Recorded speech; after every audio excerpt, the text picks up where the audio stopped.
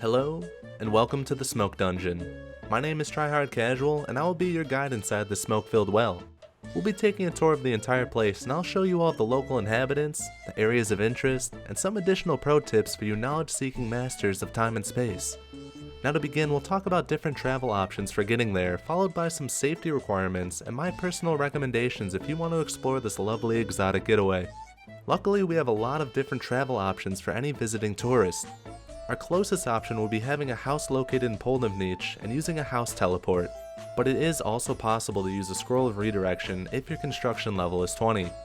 Beyond that, you could use either a Desert Amulet 2 or a Narda teleport to Narda and then take a carpet ride to Polnivnich.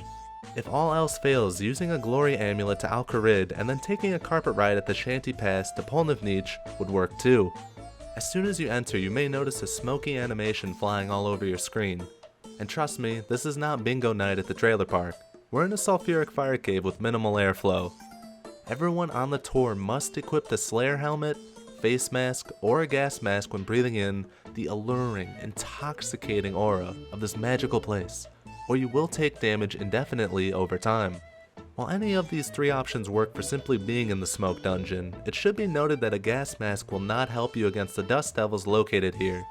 But we'll talk about the locals in a minute.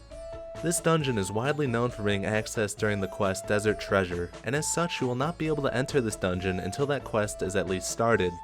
If you open up your brochures and flip to the complimentary map on points of interest, you will notice that the only noteworthy areas are Desert Treasure related. Standing torches are located at each corner of the map, and once all four are lit, thrill-seeking adventurers will be able to open the burnt chest in the middle of the dungeon. The truly brave will then be able to take the key from the chest and unlock the gate to fight Farid for the coveted Smoke Diamond. How exciting, wow. Beyond all of that quest mumbo jumbo, we have a few local residents we can also visit. But before we get into it, I have to legally tell you that the entire dungeon is only single combat. But we did get the permits so that you're able to set up your cannons at any time during your visit. Our most well-known and numerous inhabitant in the Smoke Dungeon are Dust Devils. They're level 93, non-aggressive, and have a safe spot that you can use while visiting them. You will need to be wearing a face mask or a Slayer helmet when fighting them specifically, and it's actually possible for them to drop a Dust Battle Staff and a Dragon Plate Body. Fire Giants are next on our list, and they make up only a small fraction of the locals here. They are aggressive and have a variety of drops that are decent for mid-level tourists. Other locations across Gielinor are definitely better options to mingle with these fire boys, but be sure to drop in and say hey to them anyway, it would mean a lot to them. Pyre Fiends are also located within the Smoke Dungeon, and they are known for being one of the less sought after inhabitants. Besides liking long walks on the beach and talking about their feelings, Pyre Fiends sport a combat level of 43, are non-aggressive, and have those magic melee fingers. Be careful taking one of these bad boys home, they're known for being quite hot. And transitioning on after that eHarmony ad, we have our final local, Fire Elementals. They are the weakest monster inside the Smoke Dungeon, but they make up for it by having a heart of gold and a variety of herb and rune drops. I do have one fun tidbit for those of you with an inquisitive nature. As I said earlier, you will take damage over time in the dungeon if you aren't wearing the proper headgear.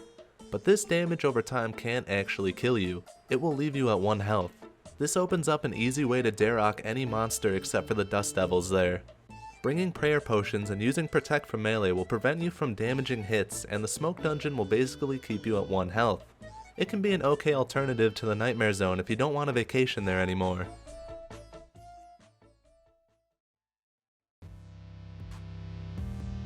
And that will be the end of our tour of the Smoke Dungeon. I know there isn't a lot going on with the Smoke Dungeon, but I thought it would be a fun video to make, and I wanted to test the waters and then possibly make more dungeon guides in the future. So if you enjoyed the video and want to see more, just let me know. My channel is still in baby mode, and a like on a video really goes a long way to help out. But that is all for now, guys. I hope you have a wonderful day, and I will see you in the next one.